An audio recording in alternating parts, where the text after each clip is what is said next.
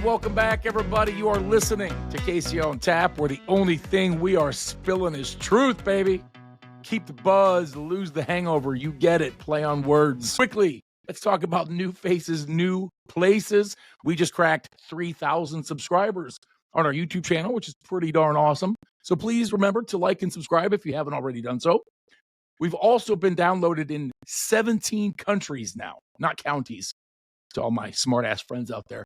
17 countries, 156 cities around this beautiful globe of ours, including newbies this week of Welland, Ontario, and Westland, Michigan, to name a few. So hello to you all. Thank you all so very much for making this platform so amazing. All right. Happy Father's Day weekend, of course. We must lead with that to all the dads out there, to all the fathers doing their best, to the ones breaking the cycles, rewriting stories, raising the next generation with more presence, more love, more intention than ever before. This weekend, of course, is for you. And that includes all my fellow dog dads out there, okay? Yo, dog dad right here. So whether your kids got 2 legs or 4 paws, we see you, baby. We see you here at KC on Tap. And your pups are eternally grateful for the love as well, I'm sure. And this weekend always brings up something deeper, doesn't it? We want our kids to believe in themselves. We want them to dream big, push hard, and to know in their bones that anything is possible, right? That's what we want for our children. We want them to walk through life with an identity rooted in what? Confidence, integrity, purpose, morals, not an identity shaped by fear, comparison, or what society tells them they should or shouldn't be. We want their identity and their self-image to be expansive, to be limitless, to be free. And if you're anything like me, this specific time of year causes reflection, makes you want to reflect on your own childhood, your relationship with father's relationship with children, so on and so forth. Our parents did their best, doing their best. We are doing our best, right? Our parents tried to teach us right from wrong. They tried to keep us on the right path. But somewhere along the way, slowly, subtly, we started shrinking ourselves. We started building identities, not around truth, but around coping, around fitting in, around whatever habits helped us feel a little more in control when life got loud. And over time, these habits, drinking, overeating, people pleasing, chasing that dopamine, they stop being what we do and they start becoming who we are. And just like that limitless potential, that sky's the limit mindset that we all believed in when we were children, it gets buried somewhere.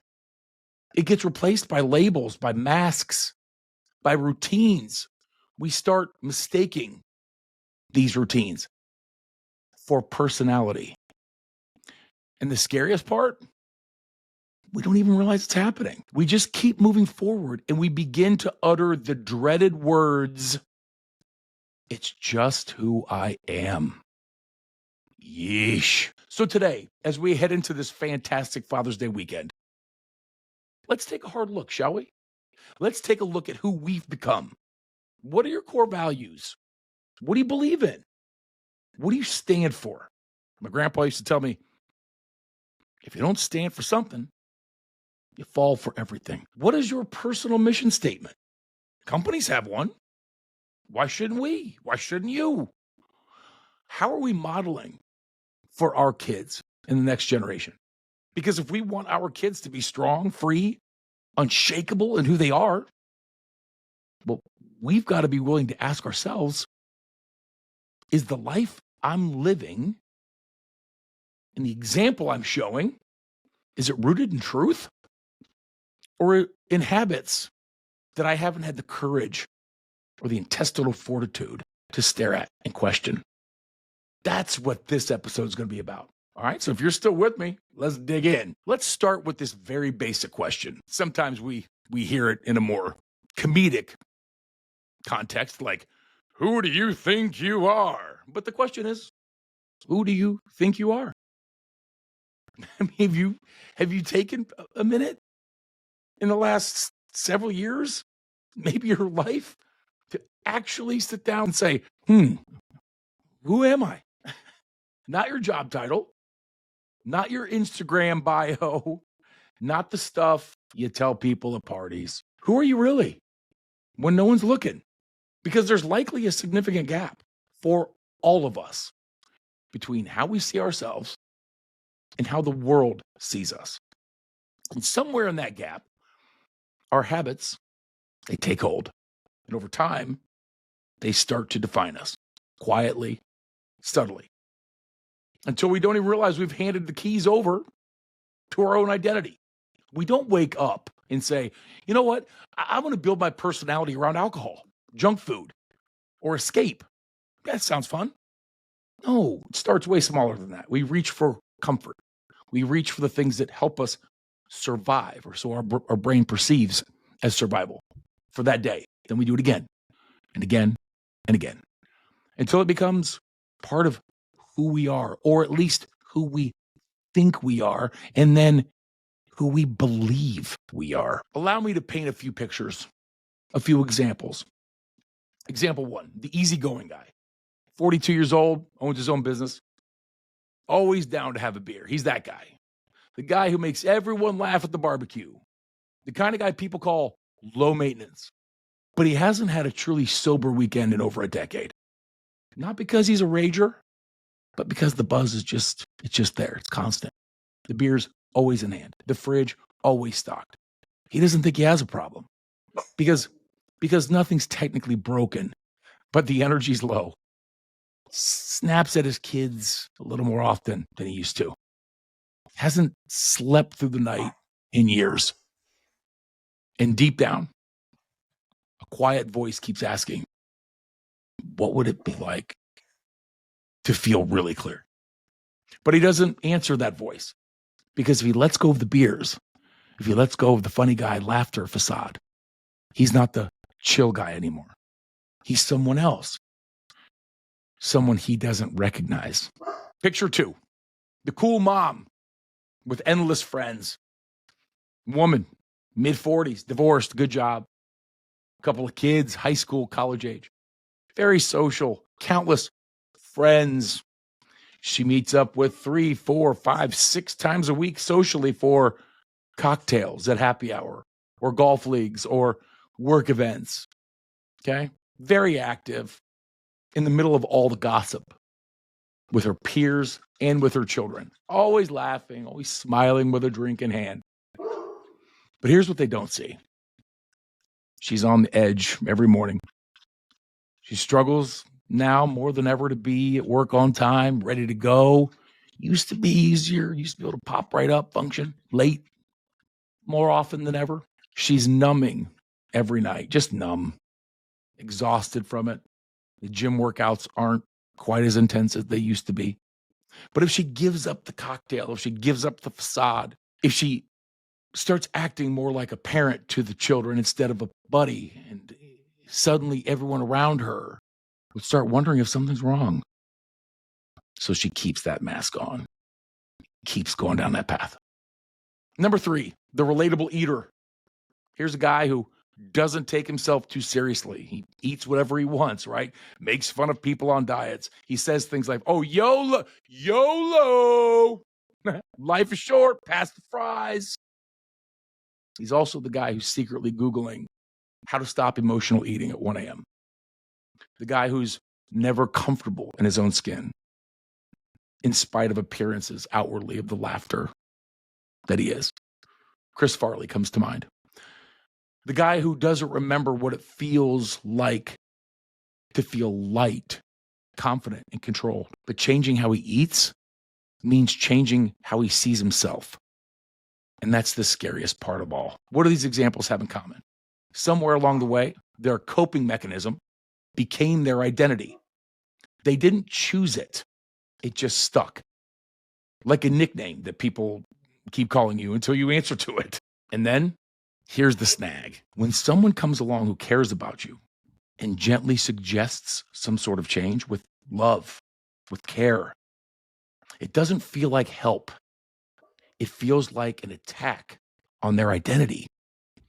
Because if I'm not the party guy, if I'm not the cool mom, if I'm not the carefree eater, well, then who the heck am I?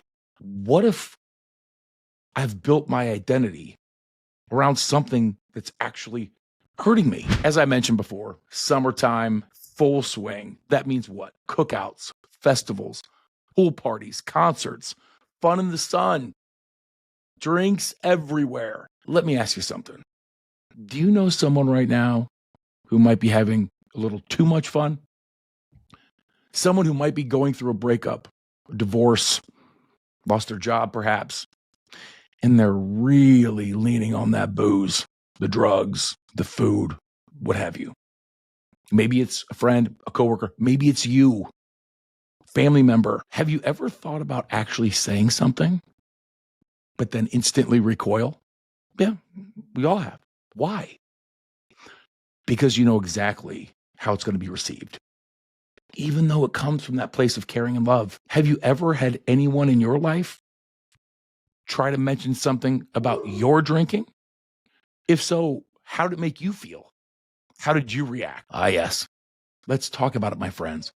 Because for whatever reason, whether it's you telling them or someone telling you, it's not received well.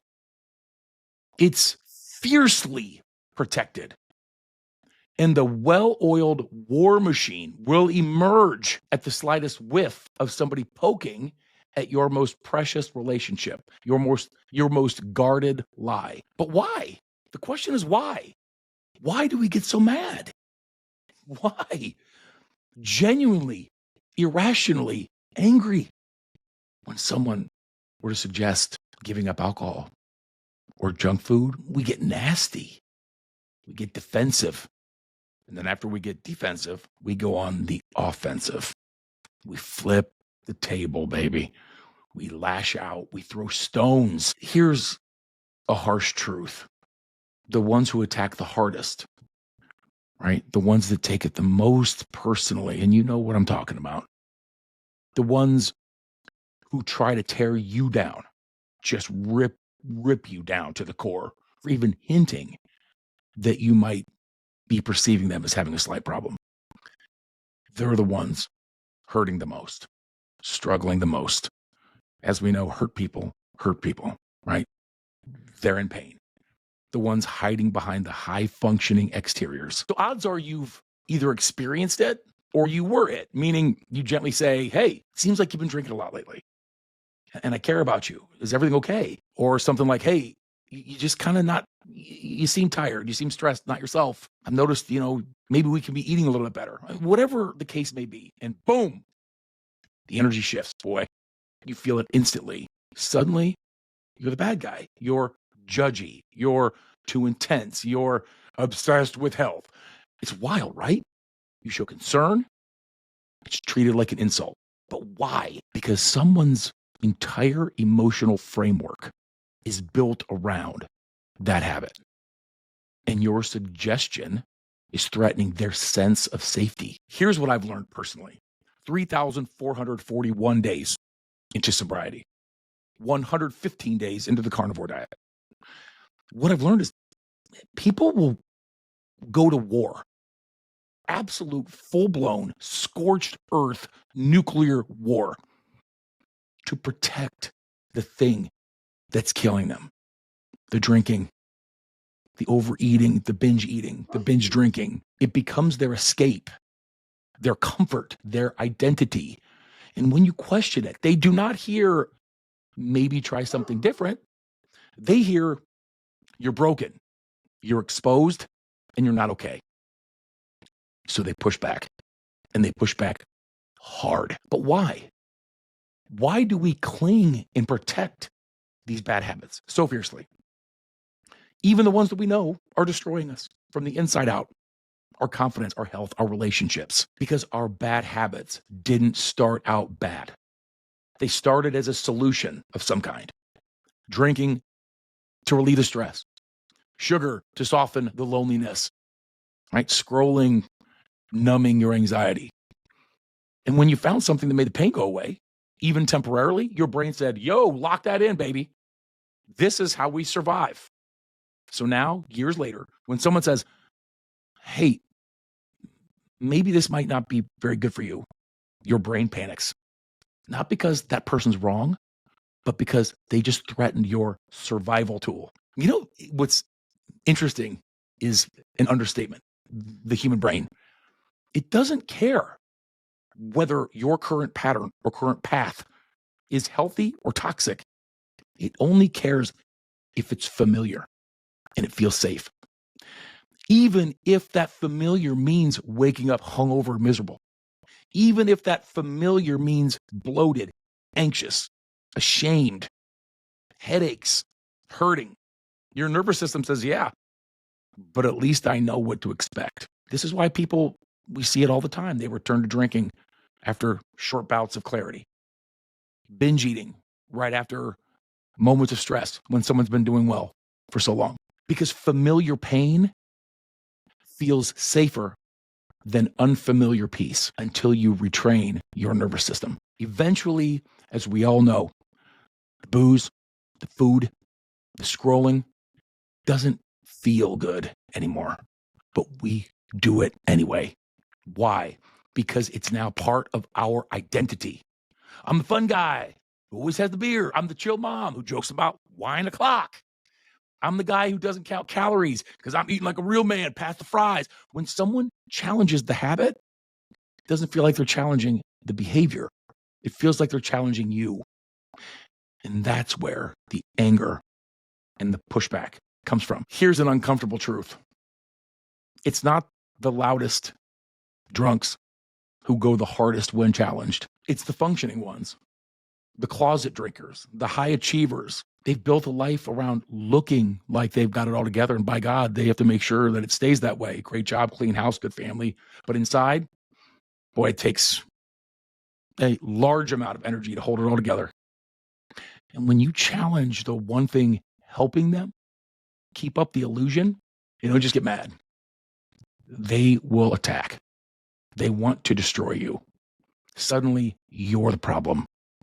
And they'll bring up flaws and faults that they've had hidden like ammunition for days, weeks, months, and years. They'll come at you from behind, below, right to the midsection, punch you right in the gut, leave you standing like, what? What just happened? Because suddenly you're the problem. You're preachy. You're obsessed. You think you're better, but it's not about you. Okay, you got to remember that. It's not about you. It's about them trying to protect the thing that's protecting their identity, even if that thing is destroying them. You offer truth, they feel exposed. So they turn the tables. They bring up your past. They nitpick your words. They try to humiliate you, distract from the issue, and regain control. Because if they can tear you down, they don't have to face what's real and what's right in front of them. This is classic ego protection. It's psychological survival. How do I know? I have lived both sides, baby. I have absolutely lashed out at people who've told me to slow down on the booze. I've mocked the health freaks while silently knowing they were right. I've been the sober guy at many a dinner being made fun of, for drinking water. What's wrong with you? Can't you drink like an adult? I've had people accuse me of being in a cult for going carnivore. They're not attacking me. They're reacting to the mirror that I just held up by living differently. And that mirror can be brutal, especially when someone's not ready to look at it. Now, you know what takes more energy than changing? Fending your destruction every single day. Coming up with excuses. Comparing yourself to people who are worse off than you. Joking about it so you don't have to feel it. That's exhausting. What if you use that energy to build something better? What if you stopped protecting your prison that you created, that you live in, and that you hold the keys to? All right, now, here's something that I find incredibly fascinating now, right? Speaking of getting out of that prison. Every time you choose a hard thing, you're not just building discipline, right? You're literally rewiring your brain. What part of your brain? Your prefrontal cortex, the decision making, discipline driving part of your brain. It actually gets stronger with use. Every time you say, no thanks, I don't want to drink tonight. I'll skip the junk food tonight. I'm going to go to the gym even though I don't feel like it. You're not just resisting temptation, you're laying down new neural roads. With each rep, iron sharpens iron, baby. Your future self becomes more powerful, more resilient, more grounded. Meanwhile, if you're giving in to every craving, you're strengthening what's called the limbic system, the emotional reactive part of the brain, the part of the brain that does not care about tomorrow, only that next hit of dopamine. But the good news, you can train your prefrontal cortex like a muscle. Every time you choose discomfort on purpose, that muscle gets stronger. This is how we literally lead ourselves from the front. Real strength isn't defending your bad habits. Real strength is saying, you know what? This has helped me survive, but moving forward, it's not helping me thrive. And then walking away. That's what I did. I saw one of my best friends go 6 feet under almost 9.5 years ago. Countless other people are doing it now, and you can too. No drama, no excuses, just pure, uncut truth. Perhaps you're listening and saying, oh man, I've been one of these who's been lashing out. I've been flipping it around on the people I love. This reaction doesn't make you weak. Acknowledging that, it makes you human. And now that you see it, you've got a choice. You can either double down on the lie or step into the truth. Own it. Apologize if needed. It'll set you free, man. Start fresh. That's what true spiritual growth looks like. Okay? How about a challenge? How about a challenge this week? Let's think back to the last time somebody poked or challenged one of your habits. You drink too much, or, hey, I'd like to see you put the drink down, or whatever, and you got defensive. Ask yourself, what were they really saying? What did I hear instead? Why did it hit me so hard? And then, instead of getting angry, let's get curious. Because anger is a compass. And it usually points right to the thing that we're scared to face. Finally, take some time to think about what your core values are, what you stand for in this world. Have fun with it. Create a mission statement that embodies your passionate soul and direction moving forward. For example, my name is Casey Wandell, and my mission is to lead with passion, love, kindness, and empathy, to impact every human I interact with and leave them feeling a little bit better, a little more hopeful, a little more joyful than when I first found them, and knowing with certainty that they are never alone in this journey we call life, not as long as I'm still breathing. All right? On that note, please remember, you're not broken.